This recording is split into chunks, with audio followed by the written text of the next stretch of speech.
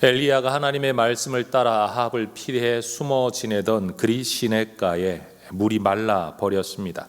시냇물이 말라 버린 이유는 비가 오지 않았기 때문이고, 비가 오지 않은 것은 엘리야가 그렇게 될 것이라고 예언하고 또 그렇게 되도록 기도했기 때문입니다.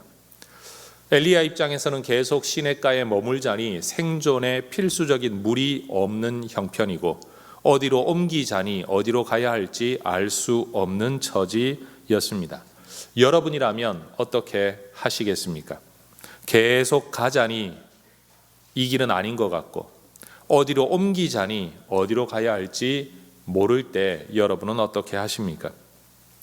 엘리야는 시냇물이 말라버렸다는 상황 때문에 움직이는 것이 아니라 하나님의 말씀이 자신을 움직일 때까지 거기서 기다렸습니다. 엘리야는 그러한 결핍의 상황에서도 하나님이 말씀하실 때까지 스스로의 판단에 따라 움직이지 않고 말씀을 기다립니다. 이것이 바로 우리가 배워나가야 할 순종하는 신앙인의 바른 모습입니다. 내 처지가 내 삶을 결정하는 게 아니라, 상황이 내 판단을 이끌어내는 게 아니라 하나님의 말씀이 우리로 하여금 판단하게 하고 움직이게 하는 것 말입니다. 우리가 하나님께서 우리에게 좋은 것 주시는 분이신 줄을 믿고 사는 신앙인이라면, 그래서 하나님이 내 인생 인도해 주시기를 기쁨으로 기도하는 신앙인이라면, 우리는 삶의 길에서 말씀을 통한 사인을 받고 움직이는 사람들이 되어야 합니다. 움직이고 싶을 때, 더 이상은 버틸 수 없다라고 여겨질 때에라도 말씀이 있을 때까지는 기다려야 합니다. 그래서 저는 이 표현을 즐겨 사용합니다. 도로에서, 특별히 고속도로에서 새로운 속도 표지판이 나타날 때까지는 이전에 보았던 속도 표지판이 기준이 되는 겁니다. 다시 말씀드립니다. 새로운 속도 표지판이 나타날 때까지는 이전에 보았던 속도 표지판이 내가 달려야 할 기준이 된다라는 겁니다. 엘리야가 결핍의 자리에서 그렇게 하나님의 인도하심을 기다리며 살아가고 있을 때 하나님께서 말씀으로 찾아오십니다. 9절입니다. 너는 일어나 시돈에 속한 사르밧으로 가서 거기 머물라. 내가 그곳 과부에게 명령하여 너에게 음식을 주게 하였느니라. 하나님은 시돈에 속한 사르밧으로 가라고 말씀하십니다. 이 사르밧 땅은 열렬한 우상 숭배자였던 이세벨의 아버지 엣바알이 통치하던 시돈 땅입니다. 하나님은 시돈이라는 이방의 땅, 우상 숭배의 땅, 엘리야를 죽이려고 혈안이 되어 있었던 이세벨의 고향 땅에서 당신의 종을 먹이시고 보호하시겠다고 지금 말씀하고 계신 겁니다. 성도 여러분, 어쩌면 우리가 참 꺼려하고 싫어하는 어떤 장소나 상황이 하나님의 기적이 나타나는 곳이 될 수도 있다라는 것을 믿을 수 있기를 바랍니다. 그러니 우리 인생에서 정말 중요한 것은 외적인 장소가 아니라 하나님의 약속이 있느냐 없느냐, 하나님의 함께하심이 있느냐 없느냐, 이것이 우리 인생의 진짜 중요한 문제이지 어디냐, 어떤 상황이냐가 우리에게는 정말 중요한 문제가 아니라는 겁니다. 더군다나 하나님은 엘리야를 시돈 땅, 이방 땅, 우상 숭배의 땅만이 아니라 과부에게 보내시겠다라고 말씀하십니다. 과부라는 용어를 사용하는 걸 이해해 주시기 바랍니다. 성경이 그냥 이 단어를 쓰고 있기 때문에 저도 그냥 사용을 하겠습니다. 남의 말 하기를 좋아하는 사람들에게 여러분 한번 상상해 보십시오. 선지자가 과부 집에 간다. 그것도 한번 본 적도 없는 저 먼 시돈 땅에까지 가서, 그리고 지나가는 길에 잠깐 들르는 정도가 아니라 그 과부를 통해 너를 계속 먹여 살리겠다. 이 말은 다시 말하면 그 집에 가서 살라라는 말입니다. 만약 오늘날 목사님이 어느 홀로 된 여인의 집에 가서 여러분 허구헌날 그 집에서 밥 얻어먹고 산다라고 하면 아무 생각 없이 그런가 보다 할 사람이 누가 있겠습니까? 여러분, 부정한 까마귀를 사용하셨던 하나님께서는 이제 홀로 된 여인을 사용하여 하나님의 종 선지자를 먹이십니다. 하나님의 도구로 쓰임 받는 것은 외적인 조건이 아니고 심지어 사람들의 구설이 없는 것만 하나님이 쓰시는 게 아니라는 것을 우리는 알아야 합니다. 하나님이 쓰시고자 하면 아무리 하찮은 것이라도, 아무리 연약한 것이라도, 심지어 사람들의 말거리가 될 만한 것이라도 하나님은 사용하신다라는 겁니다. 하나님은 엘리야가 전혀 기대하지 못했던 곳에서 생각지 못했던 방법으로 일하고 계신 겁니다. 여러분, 우리에게도 이 하나님이 일하고 계십니다. 내가 생각하지 못했던 곳에서, 내가 전혀 생각하지 못했던 방법으로, 심지어 내 마음에 눈치가 보여 꺼림이 될 만한 상황으로 하나님께서 우리를 이끌어 들이실 수 있다라는 겁니다. 그러니 여러분, 우리의 성격대로만 살아가는 것은 올바른 신앙인의 모습이라고 말할 수가 없는 겁니다. 생긴 대로만 살아가는 건 신앙이 아닌 겁니다. 때로는 내 성향에 맞지 않더라도, 내가 생각하는 삶의 기준에 맞지 않더라도 우리 하나님께서 일하실 수 있다. 여러분, 의도적으로 그 길을 가라 말할 수는 없지만 하나님이 그렇게 이끌어 들이실 수도 있으니 때로는 마음의 각오도 필요하다. 저는 이 말씀을 여러분과 나누고 싶습니다. 엘리야는 이러한 과정 속에 하나님이 어떤 뜻과 계획을 가지고 계신지 충분히 알고 있었는지 몰랐는지 저는 알지 못하겠습니다. 중요한 것은 엘리야가 하나님의 뜻을 알았든 몰랐든 결국은 순종했다라는 사실입니다. 여러분, 순종은 과정과 결과를 미리 알아야만 할 수 있는 것이 아닙니다. 말씀하신 분에 대한 인격적 신뢰가 믿음인 겁니다. 그 인격적 신뢰 때문에 당장의 말은 이해되지 않아도, 과정이 예측되지 않아도, 결과가 정해져 있지 않아도 말씀하는 분에 대한 신뢰 때문에 그 말을 따라가는 것, 이게 진짜 순종이라는 겁니다. 성도 여러분, 길을 알아야만 순종하겠다라고 억지 부리지 마시기를 바랍니다. 결과에 대한 보장을 해 주셔야만 내가 어떤 일에 도전하고 내가 순종하겠다고 하나님한테 생떼 쓰지 않는 진짜 신앙인들 되시기를 주의 이름으로 축원합니다. 하나님에 대한 신뢰, 하나님에 대한 그 믿음을 가지고 있다면 길이 보이지 않아도, 아브라함이 갈 바를 알지 못하고 나아갔던 것처럼 우리도 그러한 것이 신앙인의 미덕 또는 우리의 덕목, 우리의 태도가 되어야 될 줄로 믿습니다. 그릿 시내가로부터 사르밧까지의 거리는 우리 오늘 한국으로 따지면 직선 거리로만 볼 때 서울에서 인제 또는 제천 아니면 공주나 세종까지 정도의 거리가 된다고 합니다. 그러니 하루 만에 걸어갈 수 있는 그런 쉬운 거리가 아니었다는 거죠. 엘리야는 이 먼 길을 걸으며 어떤 생각을 했을까요?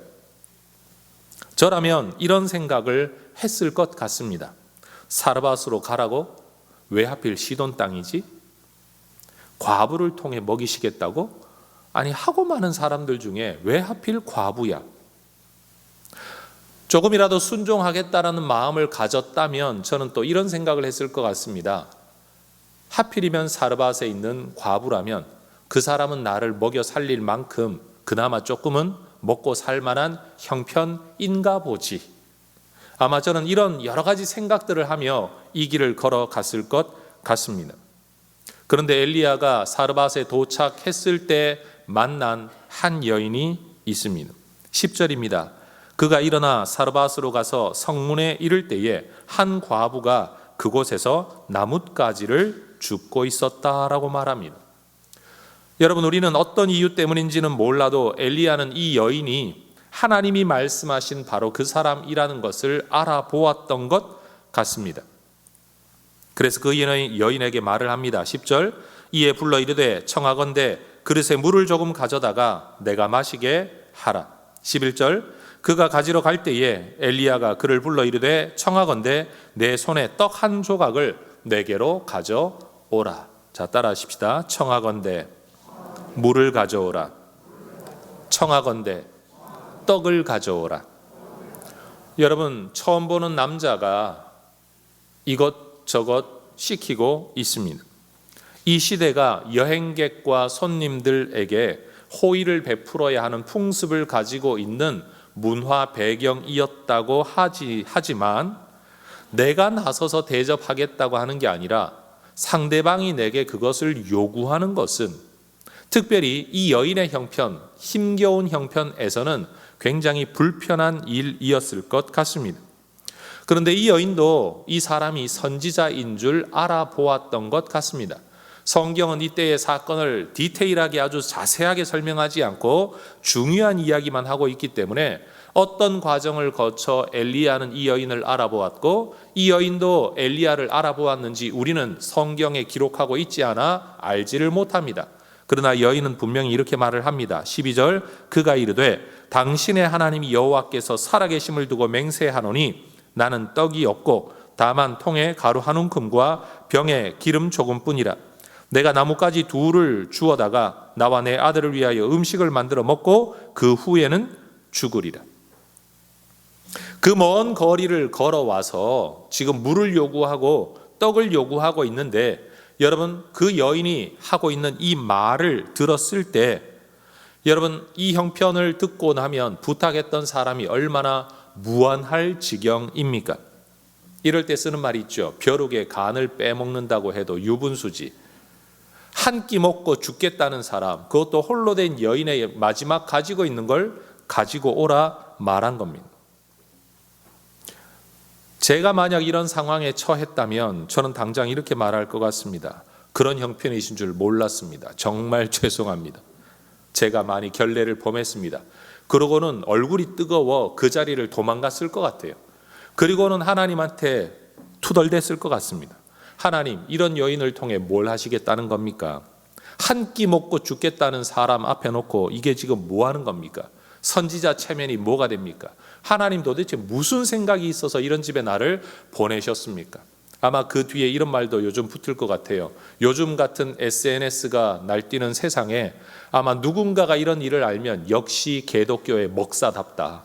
자기 하나 먹기 위해 남은 살든 죽든 신경 쓰지도 않는 그런 목사들, 자기 배를 채우기 위해 남 죽는 거 개의치 않는 사람들, 하나님이 그런 하나님인가 보지? 하나님이 그 말씀하셨다고? 하나님이 그렇게 시켰다고? 그런 하나님이 진짜 하나님이냐? 여러분, 정말 온갖 이야기가 떠돌 수 있는 그런 상황 아닙니까? 근데 확실히 엘리야는 저보다 고수는 고수예요. 엘리야가 하는 말을 한번 들어보십시오. 13절과 14절 같이 한번 읽어볼까요? 엘리야가 그에게 이르되 두려워하지 말고 가서 네 말대로 하려니와 먼저 그곳으로 나를 위하여 작은 떡 한 개를 만들어 내게로 가져오고 그 후에 너와 네 아들을 위하여 만들라. 이스라엘의 하나님 여호와의 말씀이 나 여호와가 비를 지면에 내리는 날까지 그 통의 가루가 떨어지지 아니하고 그 병의 기름이 없어지지 아니하리라 라고 말씀하셨느니라. 이 구절에 추측해 보면 아마 하나님께서는 이 먼 길을 오는 동안에 엘리야에게 상당히 많은 정보를 주셨던 것 같습니다. 다시 말해 지금 이 말은 엘리야가 즉흥적으로 하고 있는 말이 아니라 하나님이 이런 말씀을 하셨었다라고 지금 전달하고 있다는 것을 알게 되죠. 네 형편 다 안다. 먹을 것 없는 형편 다 안다. 죽고 싶어하는 마음과 처지도 안다. 그런데 일단은 지금 내가 시키는 것 먼저 해라. 그 다음엔 네가 말한 대로 해도 된다. 그러나 일단 내 말대로 한번 해봐라. 그리고 나서 어떻게 되는지 한번 봐라. 그런데 너 기억해라. 죽을 필요 없다. 하나님께서 이 가루 떨어지지 않도록, 병의 기름 떨어지지 않도록 하시겠다고 약속하셨다. 내 말이 없으면 비가 오지 않을 거다라고 선포했던 엘리야가 이번에는 가뭄이 끝날 때까지 기름 떨어지지 않을 거다, 가루가 떨어지지 않을 거다라고 이야기합니다. 하나는 비어짐에 대한 선포이고 하나는 채워짐에 대한 선포를 하고 있는 거죠. 더 놀라운 것은 여인이 엘리야의 말을 듣고 순종했다는 겁니다. 17장에서 엘리야가 계속 그래왔던 것처럼 말이죠. 15절, 그가 가서 엘리야의 말대로 하였더니, 따라하십시다. 말대로. 다시요. 말대로. 그 다음 결과가 뭡니까? 15절입니다. 그와 엘리야와 그의 식구가 여러 날 먹었으나 여호와께서 엘리야를 통하여 하신 말씀같이 통의 가루가 떨어지지 아니하고 병의 기름이 없어지지 아니하니라. 따라하십시다. 여호와께서 하신 말씀같이. 여러분, 15절과 16절에 중요한 표현이 있습니다. 엘리야의 말대로 하였더니 여호와께서 하신 말씀처럼 되었다라는 겁니다. 여러분, 만약 하나님께서 우리의 형편을 다 아시는 분이라면 하나님께서 무언가가 필요한 것이 있으셔서 헌신과 헌금을 요구하신다면, 모든 것을 아시는 하나님이라면 있는 사람에게 직접 찾아가서 있는 사람에게 선지자를 보내어 이런 말씀 하셔야 되는 것 아니겠습니까? 그러나 여러분, 또 한번 돌려 생각해 보십시오. 모든 것의 주인이신 하나님께서 뭐 아쉬운 것이 있으셔서 우리에게 구걸하시듯이 순종과 헌신을 요구하시겠습니까? 여러분, 이 세상에 하나님의 것이 아닌 것이 무엇이 있습니까? 신학자였던 아브라함 카이퍼라는 사람은 이렇게 말을 했습니다. 인류 존재의 모든 영역에서 만유의 주제이신 그리스도의 것이 아닌 곳은 1평방인치도, 한국말로 미는 거죠. 단 한 평도 없다. 하나님이 안 계신 곳 없고 하나님의 것이 아닌 것 없다라는 거죠. 시편 50편 9절 이하의 말씀은 이렇게 말씀합니다. 내가 너의 집에서 수소나 너의 우리에서 숫 염소를 가져가지 아니할 거다. 10절, 이는 삼림의 짐승들과 무산의 가축이 다 내 것이며 산의 모든 새들도 내가 아는 것이며 들의 짐승도 내 것이미로다. 내가 가령 추려도 너에게 이르지 아니할 것은 세계와 거기 충만한 것이 다 내 것이미로다. 내가 수소의 고기를 먹으며 염소의 피를 마시겠느냐?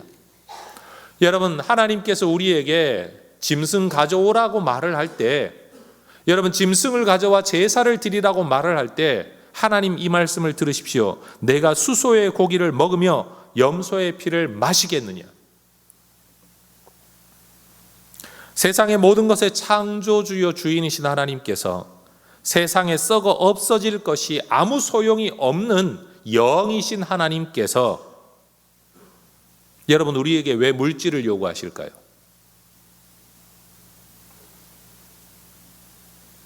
왜 이렇게 불쌍한 여인에게 굳이 찾아오셔서 마지막 남은 것을 요구하실까요? 한 끼 먹고 죽으려는 사람에게 그 마지막 남은 것 말입니다.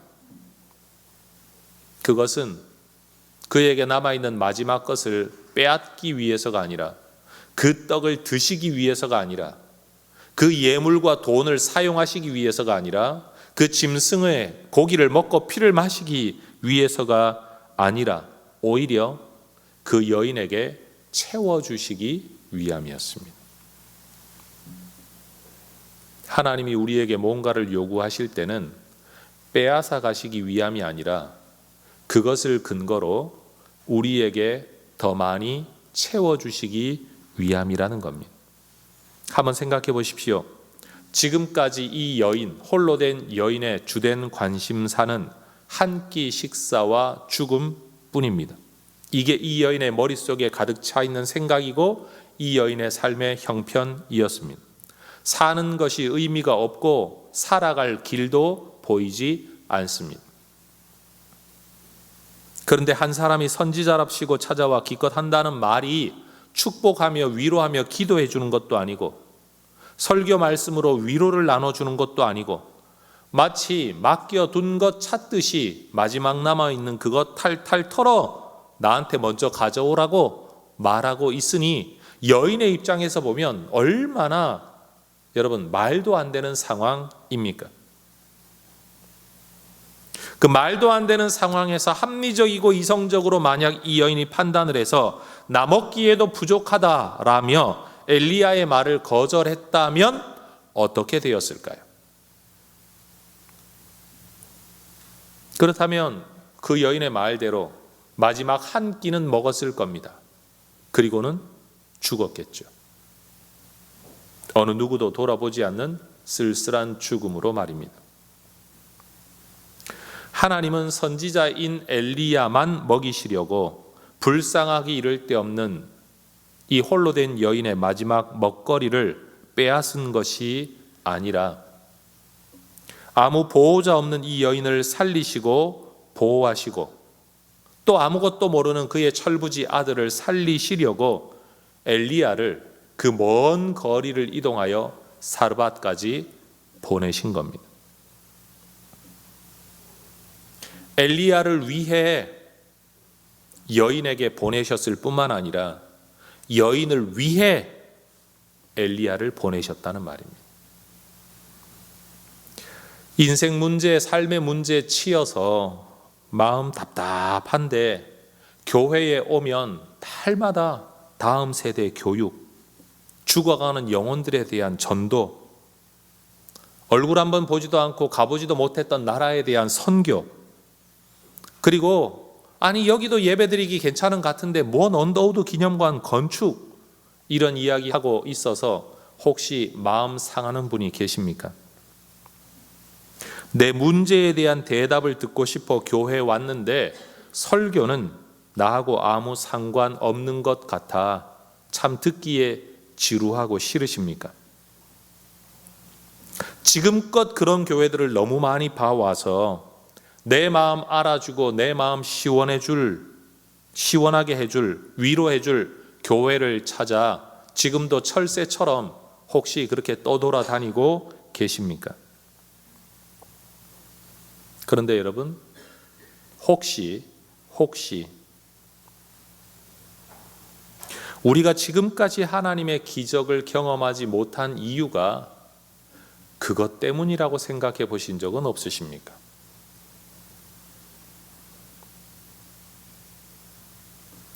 우리가 우리 생각대로만 살아가고자 한다면, 내 마음 채우는 것만을 목적으로 살아가고자 한다면 하나님의 생각, 하나님의 행하심이 내 삶에 개입될 여지는 어디에 있습니까? 우리 상식만 따지고 살아간다면 하나님이 굳이 상식을 넘어 기적을 베푸실 이유가 뭐가 있겠습니까? 저는 오늘 이 설교가 우리가 성경을 보는 태도, 관점, 신앙을 생각하는 어떤 관점, 하나님의 말씀을 대하는 태도가 정말 하나님의 뜻과 부합된지를 돌아보는 기회가 되기를 원합니다. 다시 말합니다. 여러분, 신앙이 내 만족과 나를 채우기 위한 것이다 라는 관점을 가지고 있는 한 하나님에게 헌신한다, 하나님의 말씀에 순종한다라는 것은 의미가 없습니다. 과연 성경이 말하는 신앙이 그런 거냐라고 여러분 진지하게 질문해 보아야 합니다. 정말 나를 위로해 주는 게 신앙인가? 세상은 그렇게 말을 합니다. 종교는 마음의 위로와 평안을 주는 거다라고 말을 합니다. 그런데 성경이 하나님에 대한 신앙이 내 마음의 평안과 위로, 그저 내가 뭘 하든 하지 않든 그저 나를 위로해 주는 그것이 진짜 신앙이라고 성경이 말하고 있는가를 돌아보아야 한다는 겁니다. 상식 따지고 논리 따지고 앞뒤 따지고 형편 따지고 이것저것 따지면서 여러분, 하나님의 말씀 앞에 이렇게 핑계대고 저렇게 피해 다니며 순종을 거절하고 헌신을 거절하고 하나님의 꿈과 비전에 참여하는 것 거절하며 살아가는 사람들, 여러분 그렇게 살아간다고 칩시다. 그럼 그렇게 살아가는 삶에 나타나는 결과가 무엇일까요? 그들이 말하는 대로 소위 상식대로 살다가, 형편대로 살다가, 나름대로는 잘 먹고 잘 살다가 죽어가겠죠. 여인은 한 끼 먹고 죽을 거다 그랬지만 우리는 죽을 때까지 먹다가 죽겠죠. 한 끼와 그 많은 끼가 뭐가 다를까요? 여러분, 우리는 예수 믿는다고 다 똑같이 예수 믿는 게 아니라는 것을 생각해 봐야 합니다. 나를 채우기 위한 신앙을 가지고 있는 사람들의 인생을 한번 깊이 들여다 보십시오. 그런 사람들의 인생에 하나님의 개입하심, 하나님의 손길, 하나님의 역사하심이 여러분 눈에 보이십니까? 우리가 꿈꾸는 인생이 그런 것이라면 그런 길 따라가면 됩니다. 그러나 사르밧의 과부에게 일어난 이 일처럼 내가 생각했던, 나는 한 끼와 죽음만 생각하고 있는데, 나는 내 아들도 책임질 수 없고 내 삶도 책임질 수 없어 이제는 내 스스로 목숨을 끊을 것만 생각하고 있는데, 내 능력으로는 해결할 길이 보이지 않아서 마지막을 생각하고 있는데, 하나님은 그런 여인을 위해 선지자를 보내시고 그 선지자를 통해 얼토당토하는 이상한 요구를 하셨지만, 한 끼 먹고 죽으나 한 끼 굶고 죽으나 내게 뭐 다를 거 있냐, 어쩌면 이런 생각을 했을지도 모르죠. 그리고는 그 말씀에 순종한 여인에게 놀라운 기적이 나타난 겁니다. 여러분, 이런 삶을 살고 싶으시다면 이 여인의 태도를 우리 모두가 배우게 되기를 주의 이름으로 축원합니다. 흉내라도 내어 보기를 주의 이름으로 축원합니다. 아브라함에게 하나님께서 100세에 낳은 아들을 제물로 드리라고 요구하시는 이유, 속마음이 무엇이었습니까? 하나님은 아브라함을 괴롭히려고 이 요구를 하신 게 아니라 그에게 주셨던 약속을 이루시려고, 한 단계 한 단계 하나님의 약속이 이루어질 근거를 찾으시려고 정말 이상한 요구를 하실 때가 있었습니다. 오늘 우리가 흔히 말하는 합리성과 상식으로는 자식을 제물로 바치라는 일이 도무지 이해가 되지를 않습니다. 저도 여러분도 이런 순종하기는 힘들 겁니다. 그러나 하나님은 아브라함에게 약속하셨습니다. 창세기 12장 2절에 내가 너로 큰 민족을 이루고 너에게 복을 주어 내 이름을 창대하게 하리니 너는 복이 될지라. 내가 너 반드시 창대하게 할 거다. 너 복이 될 거다. 여러분, 이 구절에서 너는 복이 될지라 라는 게 you will be가 아니라 you shall be, 내가 너 그렇게 반드시 만들고야 말 거다, 하나님의 의지가 담겨 있는 약속이었습니다. 내가 손 떼도 너 그렇게 될 거야. 점쟁이들이 당신 이렇게 될 거예요, 저렇게 될 거예요 라고 말하는, 점쟁이는 아무 상관없는데 너 그렇게 될 거야 라고 말하는 게 아니라 하나님께서는 내가 너를 그렇게 만들고야 말 거다. 내가 너를 떠나 있는 게 아니다. 네 인생 살면 되는 게 아니다. 내가 너와 함께하여 네 길에 동행하며 내가 네 인생을 그렇게 만들어 주고야 말 거다. 하나님의 약속이었습니다. 그 일을 위해 하나님께서 과정마다 순종을 요구하셨습니다. 근거를 요구하셨습니다. 여러분, 우리가 왜 예수 믿습니까? 우리 힘으로는 구원을 이룰 수 없기 때문 아닙니까? 우리가 왜 믿음으로 살아야 합니까? 내가 가지고 있었던 원래 능력과 내가 가지고 있는 원래 상식으로는 구원에 이를 때까지 살아낼 능력이 우리 안에 없기 때문입니다. 하나님은 남다른 복을 주시기 위해 남다른 순종을 요구하십니다. 하나님은 남다른 특별한 복을 주시기 위해 남다른 특별한 헌신도 요구하십니다. 여인에게는 마지막 남은 한 끼를, 또 어떤 여인에게는 마지막 남은 2 렙돈을, 또 어떤 여인에게는 향유 옥합 하나를. 믿음은 말로 인정받는 것이 아닙니다. 순종하는 행동으로 검증되는 겁니다. 번지르르한 말이 믿음 아닌 겁니다.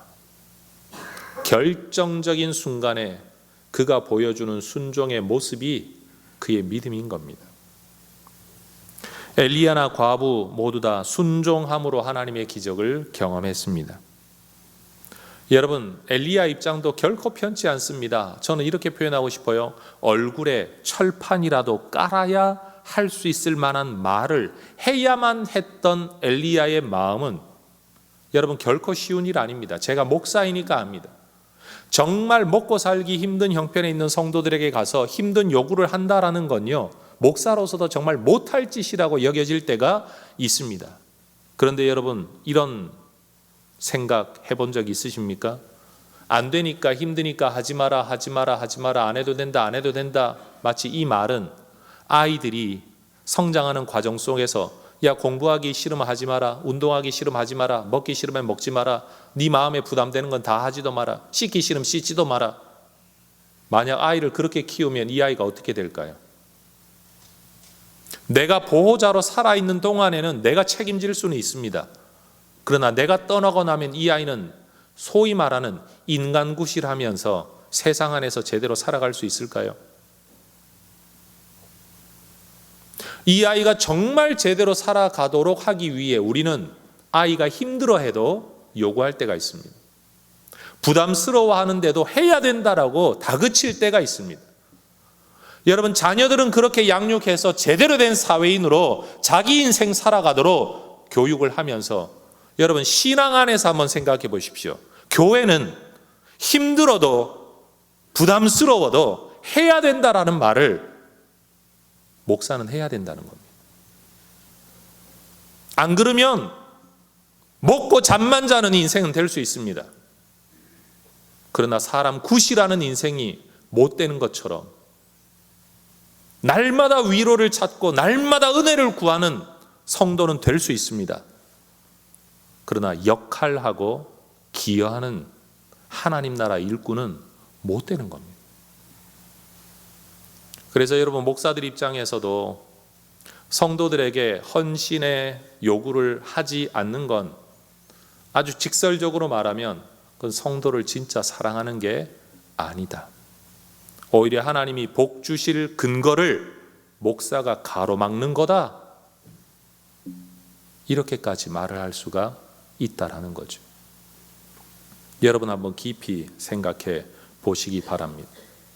과연 정말 내 마음에 부담되는 건 안 해도 된다, 하지 마라라고 말하는 목사가 진짜 나를 사랑하는 걸지, 그 사람과 나와의 관계는 참 편하고 좋고 옆에만 있으면 내가 늘 보호받아서 부담지지 않아서 좋겠지만, 하나님과 나와의 관계에서 나는 과연 무슨 근거로 복을 받고 어떤 과정을 거쳐 성장하고 나는 무엇으로 이 공동체와 하나님 나라에 기여하는 사람이 될 수 있는지, 과연 이렇게 살면 그런 길로 갈 수 있는지 한번 생각해 보십시오.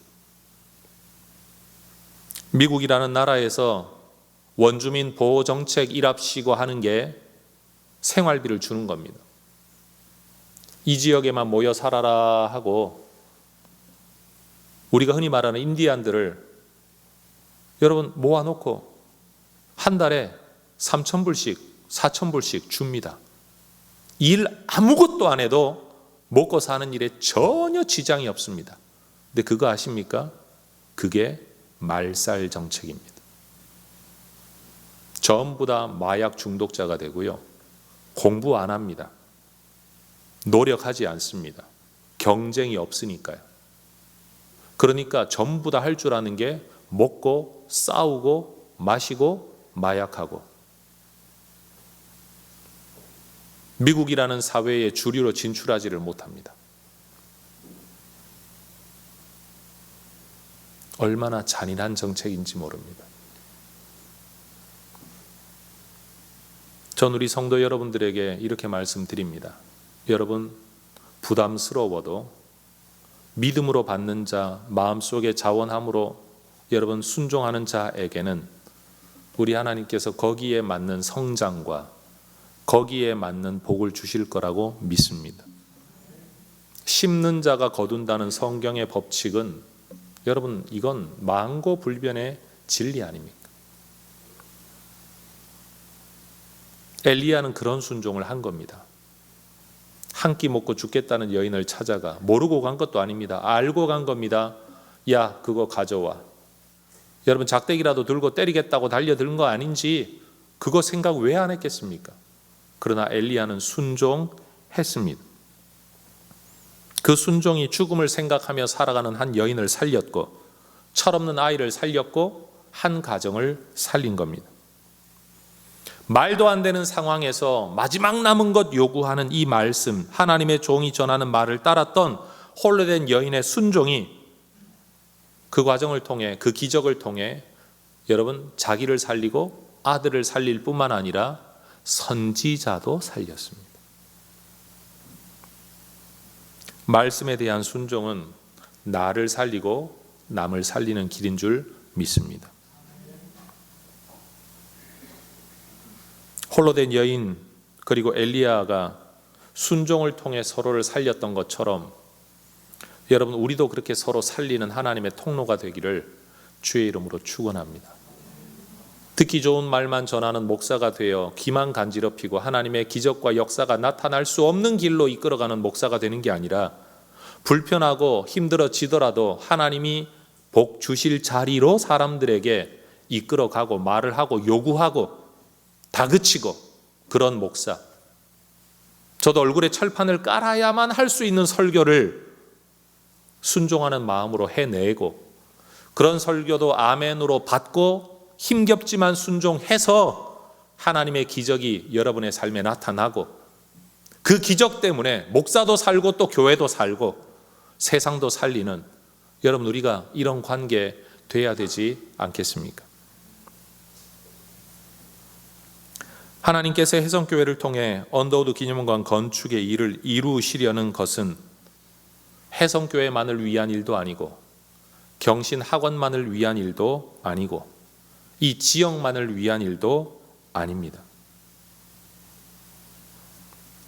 여러분 이 기념관 건물 건축 자체가 우리의 비전은 아니지 않습니까? 건축은 비전이 아닙니다, 여러분. 이 기념관을 통해 이 과정을 통해 이 시대의 어떤 역할을 통해 교회가 살고 학교가 살고 지역이 살고 그리고 나라와 민족이 하나님의 은혜 앞에 돌아와 예배하게 되고 하나님을 인정할 때만 주어지는 하나님의 복을 우리가 받아 누리게 되는 것, 우리가 꿈꾸는 건 그것 아닙니까? 아마 이 설교 들으면서도 여러분 이런 생각하실 수 있습니다. 그렇게 뭘 해야만 복 주십니까? 그렇습니다. 예수 믿어야만 구원 얻는 건 조건적입니다. 누구에게나 구원 주어지지 않습니다. 예수 믿어야만 구원 얻는 것처럼 헌신하는 사람에게만 주어지는 복은 따로 있는 겁니다. 심지어 예수님도 말씀하지 않으셨습니까? 수많은 사람들이 이 기근의 때에 굶어 죽었지만 하나님은 사르밧의 과부에게 하나님의 종을 보내 살리셨다. 예수님이 이 설교할 때 사람들이 돌을 들어 쳐 죽이려고 합니다. 하나님께서 이방인을 살리기 위해 그렇게 하셨다는, 다른 사람 죽도록 내버려 두시고 이방인만 살리려고 하셨다라는 이런 신학적 이해 때문에 예수님을 들어 돌로 치려고 했던 일까지 있을 만큼 예수님이 언급하신 엘리야 사르밧 과부의 사건은 여러분 유대인들에게는 굉장히 충격적인 사건이었습니다. 하나님께서 우리가 행하려고 하는 이 과정을 통해 우리는 모르고 순종했는데 가보니 하나님께서 더 큰 일을 계획하고 계셨다는 것을, 우리는 그저 힘들다는 생각만 했는데 순종하고 나니 하나님이 이런 복을 주셨구나라는 것을 알게 되는 이런 간증이 있어지기를 저는 소망합니다. 저도 여러분도 알고 가는 길이 아니지 않습니까? 저도 여러분도 돈주머니 싸질머지고 사르밧으로 가고 있는 거 아니고 이 여인처럼 돈주머니 싸질머지고 선지자 대접하는 것도 아니지 않습니까? 우리 모두가 이 모양이든 저 모양이든 알고 보면 전부 여러분 아무것도 가지지 않은 핍절한 인생들입니다. 그런데 순종하는 사람들은 그 과정 속에서 하나님의 기적을 경험하게 되었습니다. 여러분, 내가 가지고 있는 것 한 끼 잘 차려 먹고 소망 없이 죽어가는 인생이 되시겠습니까? 아니면 선지자의 말을 따라 배고픈 것 참고 하나님의 뜻을 따라 하나님의 소원을 따라 내 먹을 것으로 남을 대접하고 그 이후에 3년을 하나님의 기적으로 먹고 사는 인생이 되기를 원하십니까? 한 끼 먹고 죽는 인생 되기를 원하십니까? 그 한 끼를 내어 드리고 난 이후에 기적으로 사는 인생이 되시겠습니까? 여러분, 가지고 있는 재물, 소유, 저는 지금 당당히 말하고 있는 겁니다. 얼굴에 철판 깔고 그거 가지고 살면 몇 끼니는 잘 드실 수 있습니다. 그러나 그 이후에 남는 건 여전히 죽음밖에 없습니다. 엘리야의 이 약속을 여러분 다시 한번 들어보십시오. 14절입니다. 이스라엘의 하나님 여호와의 말씀이 나 여호와가 비를 지면에 내리는 날까지 그 통의 가루가 떨어지지 아니하고 그 병의 기름이 없어지지 아니하리라. 온 세상이 가뭄으로 고생할 때 여러분의 인생이 이런 인생이 되기를 원하신다면 그 앞에 조건이 있죠. 13절 두려워하지 말고 가서 네 말대로 하려니와 먼저 그곳으로 나를 위하여 작은 떡 한 개를 만들어 내게로 가져오고 그 후에 너와 네 아들을 위하여 만들어라. 마치 예수님 말씀하셨듯이 먼저 그의 나라와 그의 뜻을 먼저 받들어 섬겨라. 그리하면 이 모든 것이 너에게 더하여 질 것이다. 오늘 이 말씀을 듣고 여러분 스스로 결단하시면 됩니다. 여러분 스스로 판단하시면 됩니다.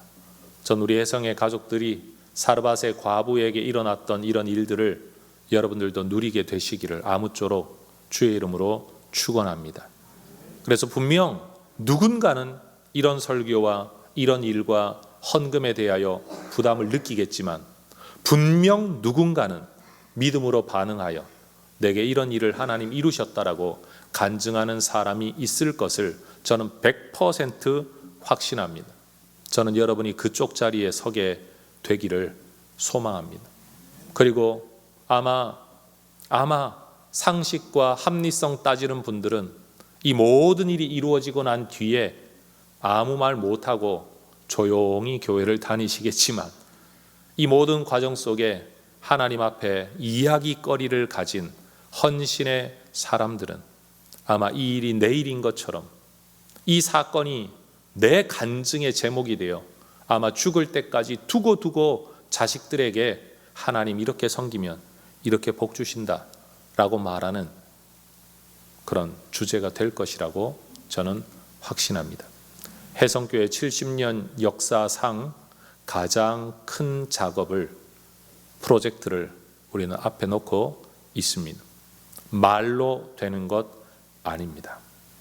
여러분 우리 모두가 한 사람 한 사람 사르밧 과부의 심정으로 헌신해서 하나님의 기적으로 멋지게 이루어내어 우리 모두가 여러분 이 과정 속에 고민과 스트레스만 받는 게 아니라 간증이 쌓여 예배가 더 예배가 되는 오히려 이 과정을 통해 짓기도 전에 이 교회에 여러분 간증이 넘쳐나 믿음의 사람들이 복음 전도로 흥황하게 되는 여러분 그런 교회가 한번 되어보면 얼마나 좋겠습니까? 기도하겠습니다.